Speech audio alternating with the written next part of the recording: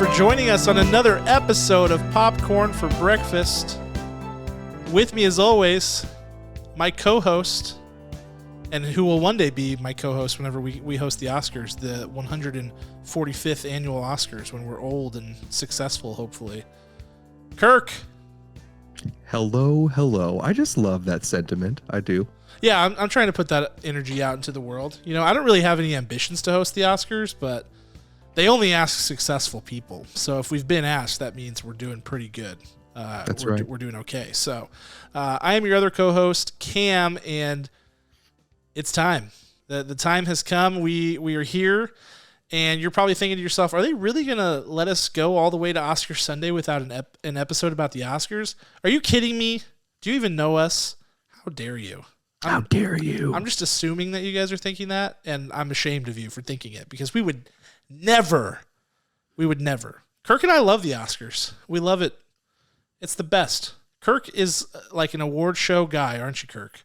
I am. I try to see all of them. He watches the BAFTAs. He's watching the SAG Awards. It's ridiculous. I watch all of the 90,000 different country music awards that happen every year. Every single one of them. Big Reba guy. Everyone. I don't miss one. Kirk just loves the award shows.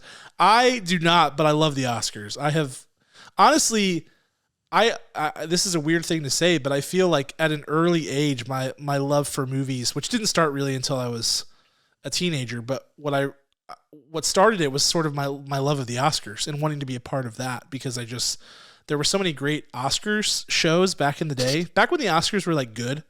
Yes. And maybe they never were, and they just were to me whenever I was little, but it seemed like there were good hosts back in the day, and I used to love watching the show, and it made me feel like, oh man, I want to see these movies.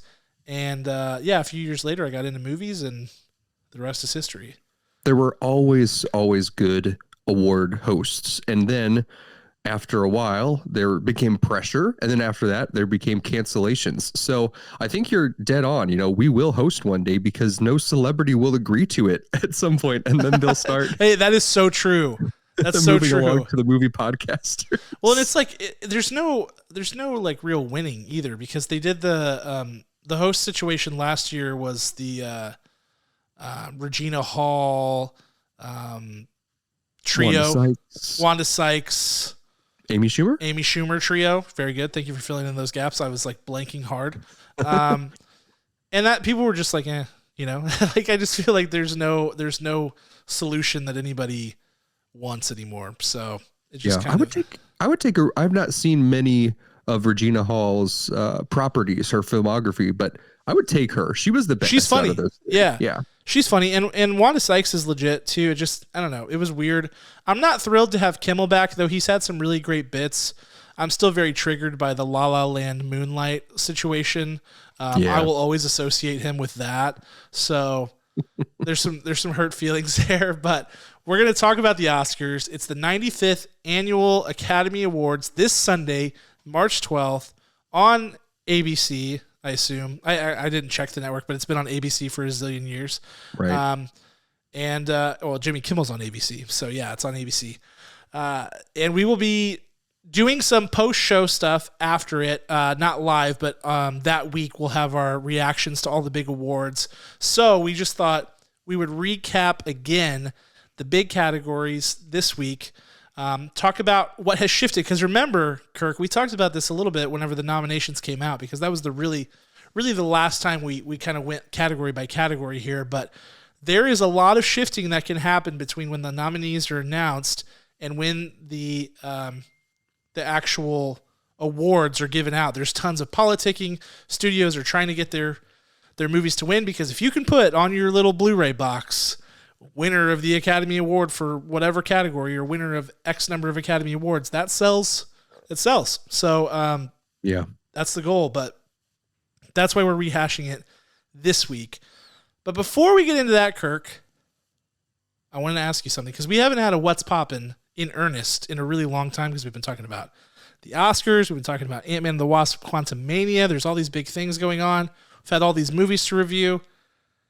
There's been a ton of trailers that have dropped recently. We just got a new one for the Super Mario Brothers movie just tonight. But What is there any project that came across the ticker that you were like, ooh, I'm bought in on this now? I'm glad you asked, Cam. I'm glad you asked. There is a new Russo brothers film that's coming to Apple TV Plus called Ghosted with Chris Evans and Armas. Yes. And I saw that this was in the works a long time ago. Of course, they worked together on The Gray Man. The Gray Man. They worked together also on Knives Out, numero uno. And It was supposed to be ScarJo, wasn't it, originally? Probably. And, they've done like 6 movies where they're love interests already, in the Marvel Universe and out already. So they must have said, let's change it. Let's change it up here. Let's change the dynamic.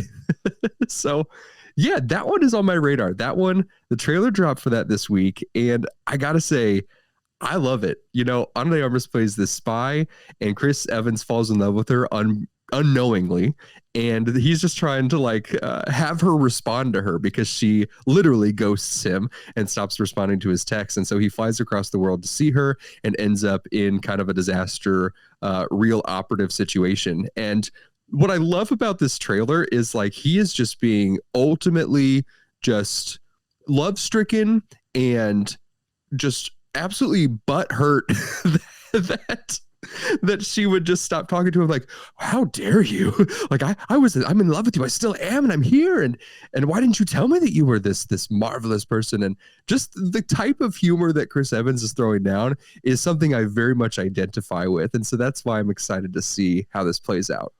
Yeah, man, it's funny you say that. I'm not totally bought in on Chris Evans as a comedian just yet.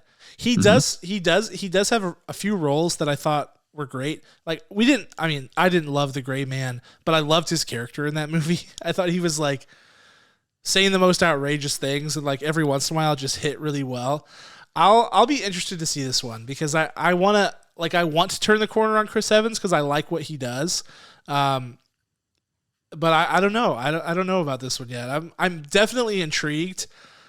It's hard for me because Ryan Gosling is so perfect in roles like this, wherever he has to balance comedy. He's he has amazing comedic instincts and is similar to Chris Evans in the fact that he's a heartthrob and can be an action hero, etc.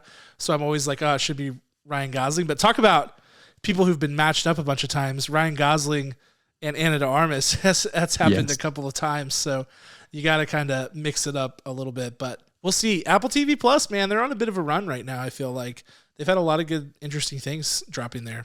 Do you remember when we trashed them when they first came out? Because they deserved it. They deserved it. That opening lineup of shows was abysmal, and it's only just now, that they're starting to happen. I mean, I think we're going to look back and be like, man, Ted Lasso. If it wasn't for Ted Lasso, I think Apple TV Plus would have been dead on arrival. Yeah, I mean, even though Morning Show really got going, I really enjoyed Morning Show season 1 and 2. First couple episodes, hang in there. They're rough, especially the first one. But then you had, somehow C with Jason Momoa is coming out with another season, and the final season. Yikes. Yeah. What were some other we reviewed The Banker, which was okay. It was good. It was fine. Decent. Dickinson was one of the launch shows. Yeah. But then On the Rocks Snoopy in Space, On the Rocks, which was just blah. Yeah. Terrible. Sofia Coppola. Definitely not the follow-up to Lost in Translation people thought it would be. Right. But then you have Severance. Hello. I know. Now they're cooking. Now they're cooking with gas. With freaking Harrison Ford and Blackbird. Jason Segel and yeah, Blackbird and a bunch of other shows that have been really good. Yeah, it should be a good movie. I'll be interested to see it. The one trailer that came across for me, Kirk, that I saw today was No Hard Feelings, starring Jennifer Lawrence, which is a comedy. It's definitely has a raunchy vibe to it. It really kind of reminds me of Easy A, the movie Easy A, which I absolutely adore.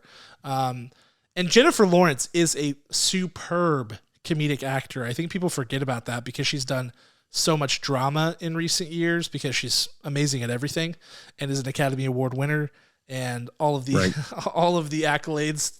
She deserves all of that. But this movie took me by surprise. The trailer is legitimately funny. I was cracking up at it. There were multiple points in it where it was not played out comedy, not like played out slapstick stuff. Like even the slapstick stuff they were doing felt new, original. The premise is what it is. It's like she has to get this socially awkward 19-year-old kid ready to go to college or something like that by dating him or whatever. But the comedy looks amazing, and Jennifer Lawrence is so great at being funny. So I'm actually stoked for that one. Yeah, it's like an updated Girl Next Door. Yeah. Is what it really seems like. So that movie, you know, also some raunch, but has a good heart somewhere in there. From what I remember vaguely. Yeah, this one seems like it's going to have a good through line with some heart. There's a few subplots in there that actually seem like they'll be more than meets the eye. So I'm excited about that. Yeah, she looked good. She looked like she was having the time of her life. She looked like she was balancing out the actor in her and the smart script studier, and also just the do whatever you want. There are no rules to this character, or if there are very few, and just go for it. And so that kind of balance is just such good fuel for an incredible actor like Jennifer Lawrence. I love it. It should be a good time. So we had to give you a little bit of like what's poppin' express there, just to kind of, just to get that out of our system, because it's like holding in a sneeze when we don't get to talk about this stuff. So yep. Now we're going to get back to the main event and the Academy Awards. We're going to go through the biggest categories on the big night. We're going to talk about who we think should win and who we think will win. Now, here's the elephant in the room. If you've been listening to the program, you know that I said on multiple episodes we would review every single Oscar Best Picture nominee. It did not happen, okay? I apologize for that. Kirk is shrinking. He's doing the disappearing Homer meme right now. That is totally our fault.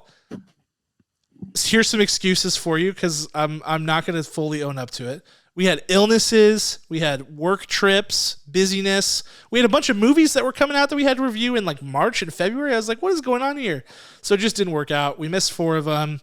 We missed All Quiet, Women Talking, Triangle of Sadness, and The Fabelmans, which is a bummer, but we might get a chance to swing back around and review those. And as a bonus, just so you guys know, at the end of the episode, the very last slide in the deck is our ranking of the Best Picture nominees. So you at least get to get some sort of directional idea of where we are at, if you've heard some of our other episodes. And to combat this for next year, we are going to review literally every released film in 2023. Oh, no. So that's our exact promise that we will never break this year. Every single thing.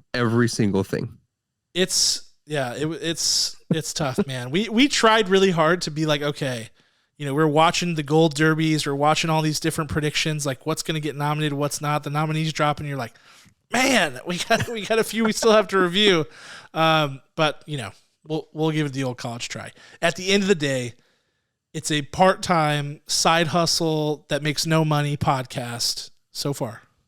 It will. But when you, the angel investor that's listening out there, that you have money to blow, that when you give us, then we'll make time. A quarter of your nest egg, a quarter of your net worth. You put us in your trust. Then we will review all 10 Oscar nominees. That is our promise to you. That is our promise to you. All right, enough nonsense. Let's get into this. The 95th Academy Awards are this Sunday, Kirk.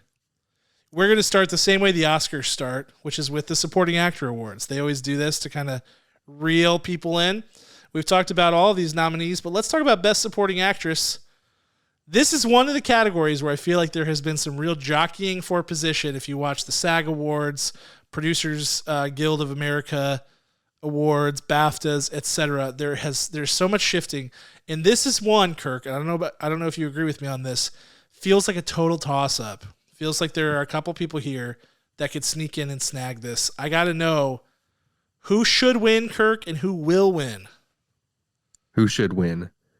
Carrie Condon for Banshees of Inisherin. Who will win? Angela Bassett, Wakanda Forever. Okay. He's going with Angela Bassett.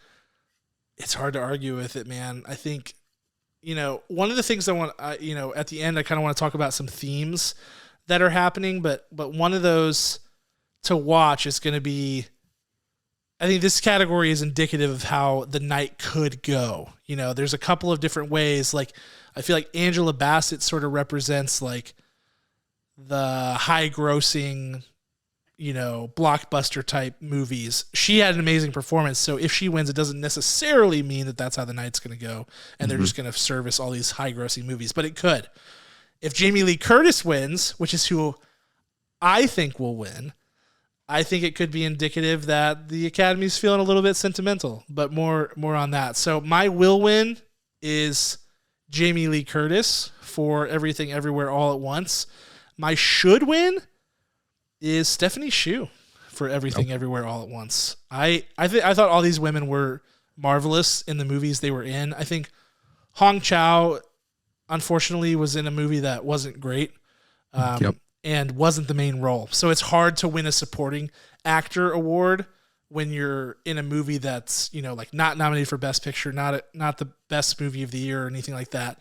It's harder than if you're nominated for Best Actor, I think. The only thing I worry about with Stephanie Hsu, which incredible, and I keep seeing her audition video for Everything Everywhere All at Once has been released. Yeah. Fantastic that she understood what was happening with her audition tape. What is that there's split votes? It's like, I know. It's such a dangerous thing. You want to give your actors credit, but it's dangerous ground. So I do worry about that. That's a good call, man, for either of those guys or gals, Jamie Lee Curtis or Stephanie Hsu. Split votes. It's real. And there's other categories where that could come into play. So very good call on your part. One of those categories is this one right here, Best Supporting Actor. We've got Brendan Gleeson and Barry Keoghan for Banshees of Inisherin, Brian Tyree Henry for Causeway, Ke Huy Quan for Everything Everywhere All at Once, and Judd Hirsch for The Fabelmans. This is an interesting category. I'll kick us off on this one, Kirk, and say should and will win Ke Huy Quan. I think he is sort of the heart of that movie. As Michelle Yeoh's character is navigating this existential crisis of sorts, you know, he seems to be, you know, Waymond is Waymond, and his performance is so beautiful. It's so lovely. He's doing a lot of the same things that Michelle Yeoh is doing, jumping between all these different versions of himself. And I just feel like he's got to win it. He's got to win it. But a few of these guys are gaining momentum, but I think it's got to be Ke Huy Quan. If they're gaining momentum, they're still 10 points behind. It's should and will Ke Huy Quan for me as well. It's absolutely pitch perfect. You write a role like that and you only dream of the actor at least doing their job, and then to just fully accept and go above and beyond. That's what's happening here. It's absolute magic. It's perfect. He's the winner. There's no, if he doesn't win, no other Oscars will happen in the future. This will be the final one. Every once in a while though, Kirk, you know, you watch the Oscars and those first two categories come up of supporting actor and supporting actress.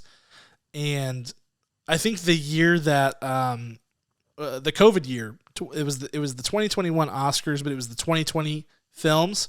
Yeah. That happened where it was like, oh, hold on, this might be a different night than we were expecting. And you never know that this would be the one where if Ke Huy Quan didn't win, I'd be like, uh-oh, what's going on here? Something is afoot. But right. We'll see. Someone has juked the stats. Someone has rigged the election. I wouldn't go that far, but yeah, it's like, it's not going to go the way that we thought it was going to go. Whereas supporting actress, it could go any way, man. It really could. Okay, but if Judd beats out Ke Huy Quan, if Judd Hirsch wins for like 10 minutes of screen time, if that, it's been rigged. Something's going on. Something's going on. All right, let's move on to the actor and actress in a leading role category. Let's start with the ladies. The nominees, once again, Cate Blanchett for Tar, Michelle Yeoh for Everything Everywhere All at Once, Andrea Riseborough for To Leslie, Ana de Armas for Blonde, and Michelle Williams for The Fabelmans. Kirk, who should win? Who will win? Oh, this is very tough. Lots of controversy with the ladies here in the Yes. Best Actress category. I'm gonna say I'm gonna be bold again, and I'm gonna Do it. go should and will double down on Michelle Yeoh because incredible actresses all around. But Michelle Yeoh, when I think about the specific requirements of the performance, the commitment to the performance, and the creativity with the performance, it all leads back to Michelle Yeoh. It all leads back to Everything Everywhere All at Once. I've still to this day never seen Crouching Tiger, Hidden Dragon, which was her debut into American crossover cinema. Mostly because every time I try to watch it, I can't find it with the subtitles. I start it and there's no subtitles. And I'm like, what? I need to know what's going on. Obviously, it's a foreign language film. So one day I will watch, that debut of hers. But this performance is just so real and so well dimensioned. It's got to be her. Yeah. This is such a tough category. I feel like this is a 2-horse race. And it's Cate Blanchett and Michelle Yeoh. No disrespect to those other ladies. I think, I've been vocal that there are a couple people that I think should be nominated in this category. One, I think absolutely should have been nominated is Viola Davis, period, end of story. And I would have her surpassing either Ana de Armas or Andrea Riseborough, or honestly Michelle Williams, to be quite honest with you. I feel like she deserves to be here, and I'm surprised that she's not. But all of that notwithstanding, I'm going with should win Cate Blanchett for Tar, will win Michelle Yeoh. I have said for the longest time, like, this is too easy. Cate Blanchett's going to win, but you rewatch Everything Everywhere and you see how that movie, I mean, what that movie is incredible, and what Michelle Yeoh's character goes through in the arc. It's just really well done. She's done something that nobody's been asked to do who's been nominated for this award before, and so that trumps it, because Cate Blanchett, as incredible and electric as her performance was in Tar, and it was so good, in my opinion, it was built for her. I mean, it was right in her wheelhouse. It was a 70 mile an hour hanging curveball smash out of the park for her, and sometimes that matters. It just does. Like, maybe it's not fair, but it is what it is. And I think that what Michelle Yeoh was asked to do was harder. So level of difficulty matters. It was. I love how you mentioned Viola should be here. Absolutely true. I also feel like J-Law had an incredible performance in Causeway that went overlooked. Hardcore. Glad that Brian Tyree was in the other category. Those should have happened. Andrea Riseborough, for all the controversy of her nomination, she was very good. But very tough for the Best Actress category this year. Very tough. Hasn't Michelle Williams been nominated like 1,000 times and never won? Isn't this like her 5th time being nominated and not winning? That is correct. That is absolutely brutal. Correct. She's going to be like Leo pretty soon here. I mean, this is getting ridiculous. Yeah, it's going to be her. And I bet you next year we get a film with her and freaking Amy Adams. Amy Adams, that's the other one. And people are going to be pulling their hair out like, no, they need to both win. I know. Can they give a tie that year? I'm worried about Amy, because she's one of my favorites ever, and she hasn't been getting the good projects lately, and I'm like, please don't let her winning window close. She's so good. She'll get there. Her last kind of real project was like Nocturnal Animals, and she's kind of like slid away from projects like that, but that was only like a couple of years ago. So did she get nominated for Hillbilly Elegy though? I don't know. Glenn Close definitely did. I hope she didn't, because it was not good. That whole movie was a mess. I did not like that movie. All right. Moving right along. Best Actor. Another hotly contested category. We've got Austin Butler for Elvis, Brendan Fraser for The Whale, Colin Farrell for The Banshees of Inisherin, Bill Nighy for Living, and Paul Mescal for After Sun. Kirk, is it your turn? It's your turn. It's my turn. Oh, man, this is brutal. But I can go if you want. No, I'll go. I'm just... Okay. Okay, here we go. I'm going to shock the world here. Should win Austin Butler will win. Brendan Fraser. I think Brendan Fraser takes it. It's a great story. I think the Academy is going to be sentimental this year. I feel like the SAG Awards were the thing that tipped the scales for me, where I saw how that was kind of shaking out. I was like, okay, I don't know. I can see it. This one is going to be tight, and you can make a case for all these guys. You can make a really strong case for Paul Mescal too. He's not going to win. You can make a really strong case for Colin Farrell. He's not going to win. I have to point something out because I hadn't thought about this, but was talking to a friend of the show, Stefano, earlier this week, and he was saying, as good as Austin Butler was, and I just had him as in the should win category.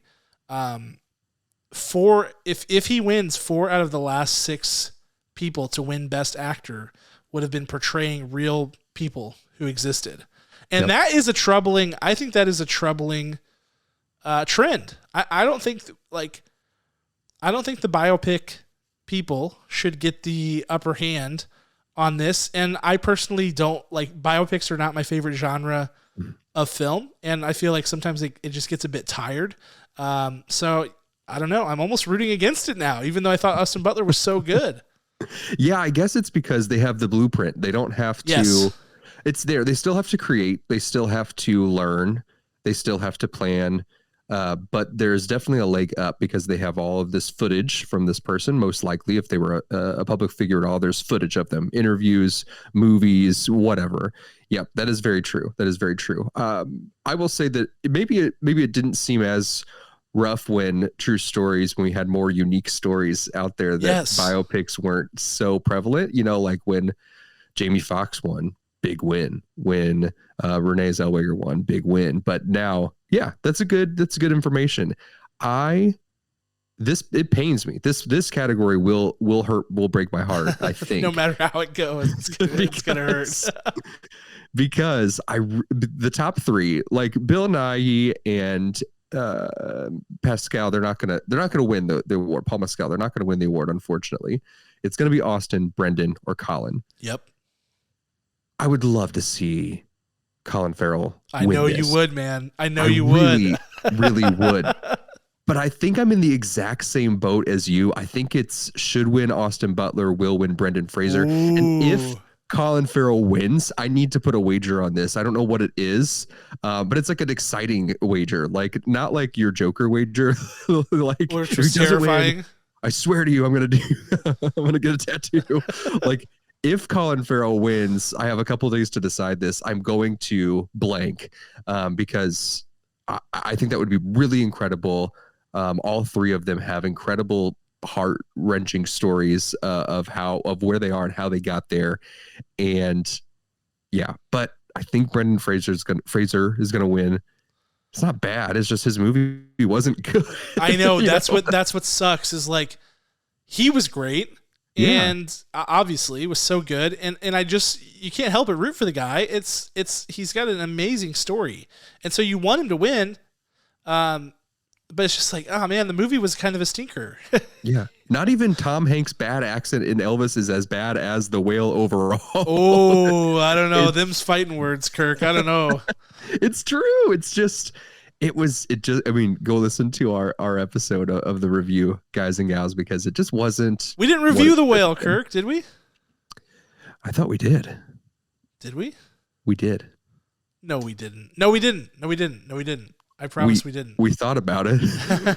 We did not review The Whale. We did not review. I don't know. I can't even remember. And see if you can find a review. Listen to every episode. We did not review The Whale. The Whale. Weird. Well, if we had, you would have heard how disappointed I was in that film, that it was supposed to be just absolutely mind-blowing, and it wasn't, unfortunately. Yeah.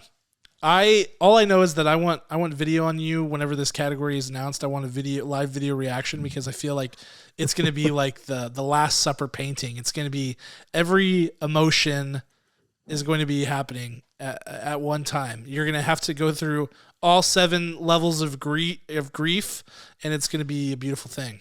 A horrible thing, but a beautiful thing. A beautiful, horrible thing. Yep. If Colin Farrell wins, though, I think it'll just be pure ecstasy, elation. I think you won't even feel bad about that at all. It really will. I really want Austin or Colin to win this, but I do think the should and will comes down to Austin and Brendan. That's I'm interesting, man. sorry. We've come a long way. We've come a long way. Who knew? Yeah. Paul Mescal, man, he's coming for the throne. He's going to get his shot one of these days. I'm telling you. Mark my words. Mark my words. It'll be Paul. Same thing with Best Actors. It's going to be Paul Mescal and stinking Richard Madden up there next year, and I'm going to cry my eyes out again. It's going to be like, no. Yeah, it's hard. All right, moving on. Best Director. This is an interesting one. People have been, I think, overall slightly surprised with the field here, particularly Ruben Östlund's appearance in it, and you know, people felt like Sarah Polley was probably snubbed. You could make a case for a lot of other directors, but Triangle of Sadness is certainly like a bit of a Cinderella story, sneaking into the Best Picture field and then also getting a Best Director nod. But Kirk, you are thankfully up on this one. Who should win and who will win? Let me go through the nominees real quick before I turn it over. Todd Field for Tar. Daniels, that's Daniel Scheinert and Daniel, oh boy, I'm forgetting. They're Daniel and Daniel. I don't know. I'm blanking. I don't have it in my notes. I'll come back to that. Steven Spielberg for The Fabelmans, Ruben Östlund for Triangle of Sadness, and Martin McDonagh for The Banshees of Inisherin. Kirk, where are you leading there? I think Daniel Kwan. Sorry, Daniel Kwan and Daniel Scheinert. That just came to me. Okay. Yep. I think that this it truly should be, but it's also kind of a 3-horse race here between Fabelman's Everything Everywhere All at Once and, of course, The Banshees of Inisherin. I think the Daniels should win, but I think Martin McDonagh will win. Whoa. Because people love themselves some Martin McDonagh.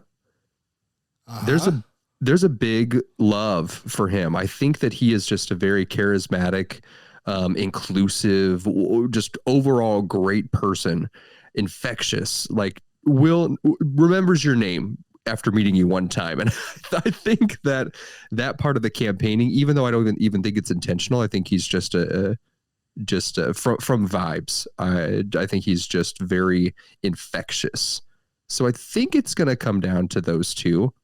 And I think there's a good chance that Banshees pulls it out with Martin. Wow. That would be something. It's certainly possible. I mean, Banshees is probably the number 2 overall pick for pretty much any category that it's in, with Everything Everywhere All at Once. It's the clear runner up.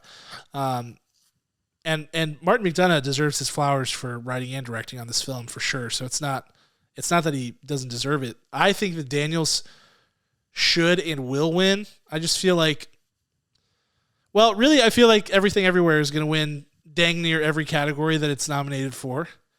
And if that happens, these guys deserve it. And I think the other thing is, it's about rewarding originality. And I think Banshees is original in the sense of it's an original story. It's an original screenplay. It's really well written. It's really well directed. But what Daniels has done they've kind of tapped into the zeitgeist a little bit and made a multiverse movie that wasn't a superhero movie and that is not just some, surface level thing. And I think the Academy is going to reward that. It's crazy to me that Steven Spielberg essentially directed a semi-autobiographical film about his life and his very kind of, I don't know, tenuous and I don't know, just kind of grungy rise to love of film. And I don't even feel like he has a real shot here. I feel like he's probably in the middle of the pack. Yeah. I would love an absolute clean sweep, just like you, of Everything Everywhere All at Once through every category. Win all 8. Let's go. The Best Director category is maybe the weirdest one of them all. And you look at each of these projects and they're each unique, and not a single one of them is a sequel. Kudos. Yes. And you just think, which way is it going to go? Who has the biggest following? Is it going to go by those people who are loyal to these directors through and through, or are they really going to go to the projects? And I would say that each of these directors would say vote for the project, and in that case, it goes to everything, everywhere. And I would even think Steven Spielberg would vote for that film over his, even though how close it is to him. I think he would even vote for that one. So it'll be one to watch, as they say. I'm glad you brought that up, because if you notice, Kirk, like you said, all of these are not only unique, but they're all original. They're all original. Not one of these is adapted. So whenever you look for reasons like, why was Sarah Polley not nominated for Best Director? Why Joseph Kosinski, for Top Gun Maverick, or James Cameron? James Cameron is a different thing. That's a sequel. But these are original, and some of those other ones I mentioned were adapted. And I think the Academy took that into account. They want to reward originality. It seems like. So that's not always the case, but to your point, Kirk, I think it is this year. Yep. All right, moving on to Best Original Screenplay. Speaking of originals, this is going to be a toughie. All 5 of these films are nominated for Best Picture as well. The Banshees of Inisherin, Tar, Everything Everywhere All at Once, The Fabelmans, and Triangle of Sadness. Should and will win Everything Everywhere. I think this one does the job. I don't see. This is a fall out of my chair category if Everything Everywhere doesn't win. I would be floored, and it would almost assuredly mean that they don't win Best Picture if they don't win this category. So I'm definitely expecting a win for them here. Should and will, same thing. All in on Everything Everywhere All at Once. Tomorrow I have a date with my wife, and we are going to watch this. She has not seen it yet. Ooh, that's nice. It's like I gotta see, the top 2 contenders. She's already watched Banshees. It's time. It's time she sees it, even though it came out back in February of 2022. It's been a full year. It came out so long ago, and I was talking to a couple of different people about that, who are really into film, and every single one of them was like, whenever this movie started to pick up steam, outside of just the film community, but to the mainstream, we were all talking okay, it's the hot film to start the year, but there's no way it keeps up this momentum heading into award season, and it did, and then it increased its momentum somehow.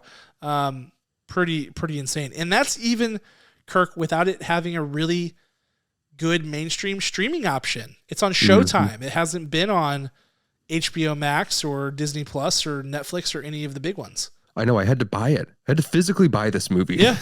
so I could have it. I was like, come on, this is ridiculous with all the streaming service. Yeah. I mean, this is one you kind of want to have on your shelf anyway, or want to have in your digital library. But I agree. It's how does this movie not end up on a streaming service somewhere? I usually like to let it, live on streaming for a while and then purchase it when I can't find it. No, it's been nowhere. It's been nowhere, nowhere, all at nowhere. It's been ridiculous. It really has. All right, let's move on to adapted screenplay. The nominees are Top Gun Maverick, which is very oddly in the adapted category. It's very loosely adapted. All Quiet on the Western Front, which would be on the other side of that coin, is very directly adapted. Women Talking, Glass Onion, Knives Out Mystery, which it's just now occurring to me that that's in the adapted screenplay. I don't really understand that. And Living. And you put this slideshow together.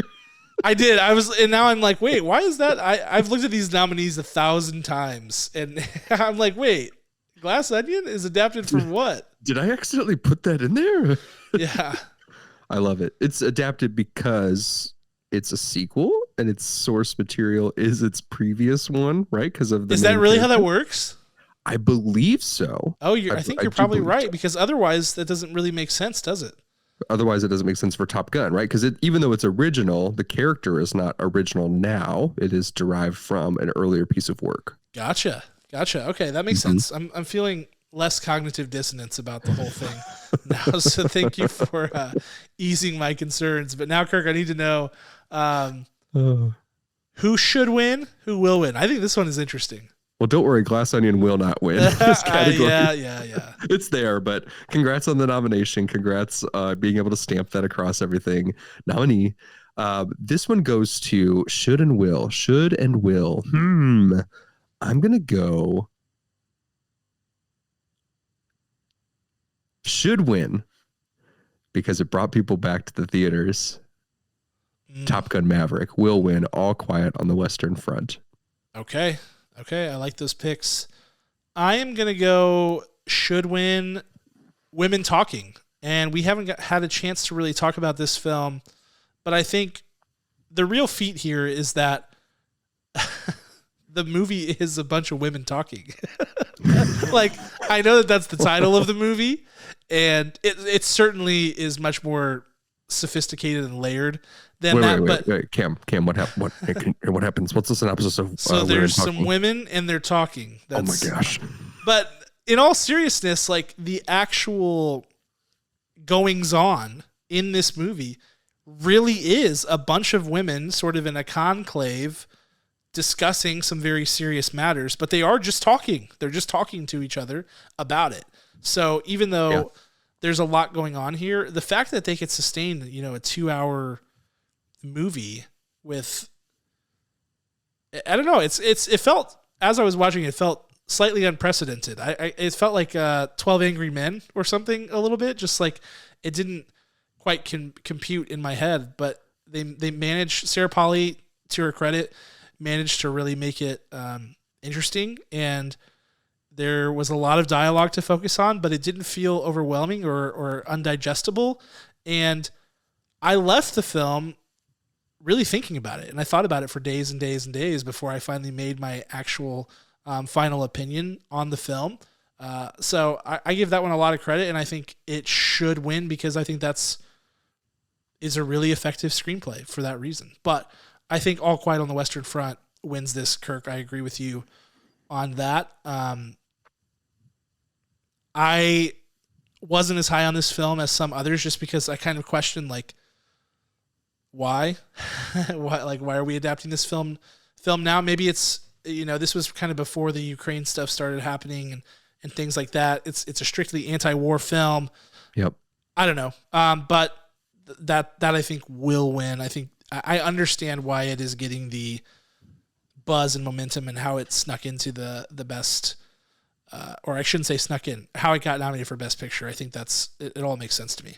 Yeah, I think the message of it is very strong with how the fact that Ukraine and Russia are still going at it. I think it's very palpable, very, very relevant for that front. Women Talking is finally streaming, even though I had to rent it days before. Yes. Days Classic. before. It always happens. What's interesting about that film is that I think it is 2 hours, but it does not feel like 2 hours at all. It feels much faster because the dialogue is compelling. The performances are so convincing. You really feel like you're watching a podcast being recorded of people who maybe didn't know the mic was on. They're like, listen, this is life or death. We're documenting all of these things as well. There's a literal scribe in the room taking note of all the minutes, and it really moves. It doesn't feel like it moves because you're in just about really one place the entire time with some good camera work. But apart from that, somehow you end up at the end of the movie, you're like, oh my gosh, like that was quick. It was very quick. Yeah. Seriously. So kudos to the cast of that film for making it seem so smooth, and to the director of that as well. Really awesome ensemble, and great direction. All right, this is it, Kirk, the big one. And don't worry, after we do our should and will win, we will show you. I'll show you a slide with the rankings, and I'll read out kind of where we landed in terms of putting these in a top 10 of sorts. Or not of sorts, but legitimately a top 10, because everybody likes lists and things like that. And even though it's really hard to compare these films, it is what we do. So we will do that. But the nominees are The Banshees of Inisherin, Avatar: The Way of Water, Elvis, Tar, Everything Everywhere All at Once, Top Gun: Maverick, The Fabelmans, Triangle of Sadness, All Quiet on the Western Front, and Women Talking. I Believe I Have the Floor. Easy peasy, lemon squeezy, should and will win Everything Everywhere All at Once. I am officially predicting a very near sweep, with the only award Everything Everywhere misses out on being score, original score, because I believe that's the only category, maybe costume design. It's one of the only categories that Babylon is nominated for, and Babylon got a really good political push from the inside. You can kind of see that happening over the last few months. There's a lot of buzz about Babylon and people feeling like it was snubbed, yada, yada, yada. So I think with that being a Justin Hurwitz score, Justin Hurwitz score, he does incredible work. If you've seen La La Land or First Man or Whiplash, oh my gosh, so many great musical iconic scores there. So I don't know that they're going to win best score, but everything else I think goes to Everything Everywhere All at Once. Should and will, Everything Everywhere All at Once. I think the contention stands for the clean sweep in best supporting, because Angela Bassett has a little bit of a stronger magnetism, unfortunately and fortunately, for her. And you said score. This is up for score. It is Sun Lux. Wow. Yep. I mean, it's a great score. I mean, it takes on its own character throughout this film. So I would say that really it's just up against Wakanda Forever because costuming gets pretty good down in that front over there as well. So maybe 6 for 8 for Everything Ever All at Once, but including Best Picture has to win to make this a good Oscars. Otherwise, I will cry myself to sleep and take the next day off work. Kirk, has there been... When was the last time we had a favorite that was this heavily favored that you can remember? Ooh, I mean, I thought it was La La Land, but from what I found after the awards was that how polarizing that movie was. But I was like, polarizing? This movie's great. I know. That one still hurts me. And I liked Moonlight. I really did. But yeah, La La Land is in my top 5 all time. Just saying. But nothing as united as this. There was nothing as united as this. It's so strong from every direction that, gosh, I really don't know that there's anything else like it.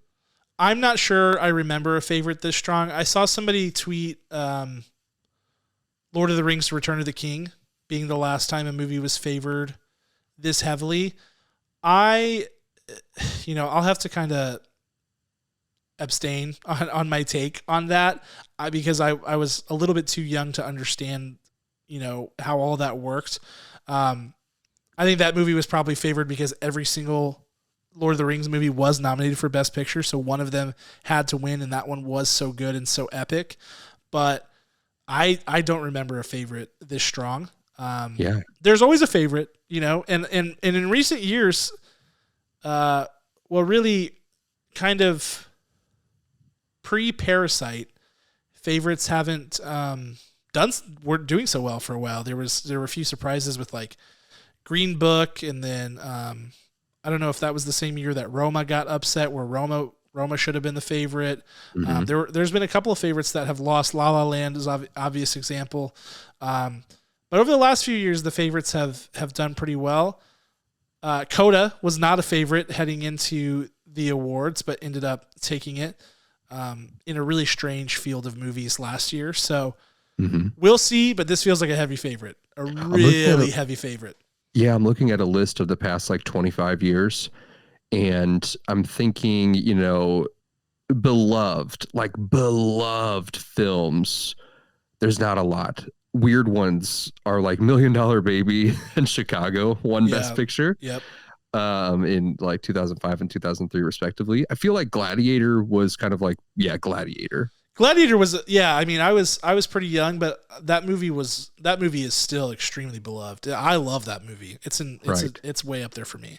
I think A Beautiful Mind, the year after, in 2002, I think that one was a very strong contender. I can't remember what it went up against, but I feel like big love all around. I feel like a contentious year was 1999 because Shakespeare in Love won and Oh Saving yeah, Private yeah. Ryan hit that year, you know?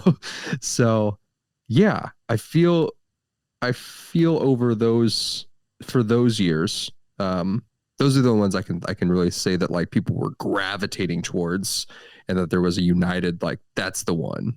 But this one seems so much bigger than than all Yeah, of I mean, that. to think about Banshees is a fantastic movie. You and I both gave it glowing reviews, really high scoring reviews. But when you think about this as a contest, it still feels like Everything Everywhere is just light years beyond that in terms of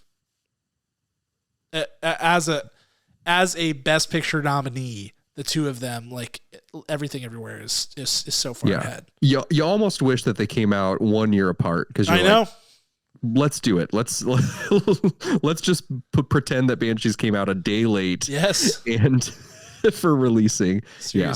Seriously. All right, let's do. Let's show our list, Kirk, and our rankings, and you can give color commentary if you want on any of these. But I'll start from the bottom, and I'll start with my list. My top 10 from 10 to 1, I had All Quiet on the Western Front, then Elvis, Women Talking, Triangle of Sadness, Avatar, Tar, The Fablemans, Top Gun Maverick at number 3, The Banshees of Inisherin, and Everything Everywhere All at Once. Kirk, your list. Kirk at number 10 had Tar, then Women Talking, Triangle of Sadness, Avatar: The Way of Water, The Fablemans, Elvis, Top Gun Maverick, All Quiet on the Western Front, The Banshees of Inisherin, and Everything Everywhere All at Once. So looking at these, we had alignment on 2, just the top 2. The rest was a total mishmash.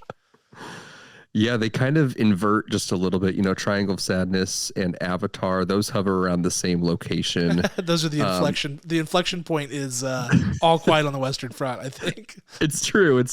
Top Gun, well, you went 3, I went 4.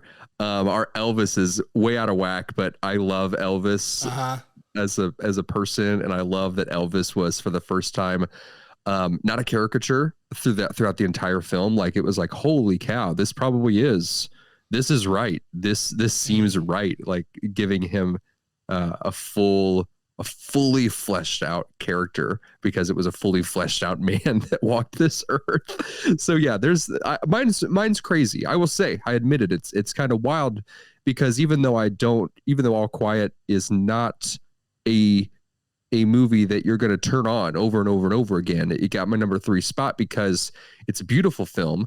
It's not super original, right? It's adapted. It's a remake, honestly.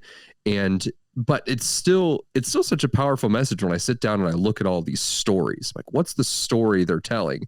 And then I also have to weigh against, okay, they told a story, even though if the story was strong, like Women Talking is down there, there are some big flaws with it. And so you have to weigh that as well.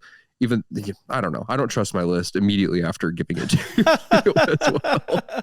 You don't have to justify it, man. I think it's a good list. I mean, All Quiet looks and sounds great. I think tons of people are super high on that film. So I don't know. I must have rolled out of the bed on the wrong side that day or something. I don't know. But there's just there's a lot of variability in this. It's an interesting exercise. I'm excited to see how things shake out on Oscar night. Safe to assume you and I will both be along with many other people, positively floored if Everything Everywhere doesn't totally kick butt at the Oscars on Sunday night. So until then, we'll have to wait and see. But Kirk, any last tidbits about the Oscars? Any storylines you're watching? Any through lines you're going to keep an eye out for? Early indicators of, okay, I think this is how the night could go, or anything like that? I have no expectations anymore for the Oscars because yeah, fair. Even as an avid lover of award shows, Gerard Carmichael's hosting of the Golden Globes, boring, weird, absurd. He's just not my type of funny. He had a couple good moments, but I'm like, I don't even know who's host. Oh yeah, Jimmy Kimmel. Jimmy Kimmel. Yeah. I have no real like connection with this one, but I'm more connected to the films than I feel like I've ever been before. So that's what I'm rooting for, and I just want to get past all the fluff. I'm waiting for the Will Smith slap joke. Yep. I really hope it's Matt Damon that comes up and just annihilates Jimmy Kimmel. That would be good. That would be so good. That's my really one dream out of the hosting situation on Sunday night. What about you? Are you expecting anything?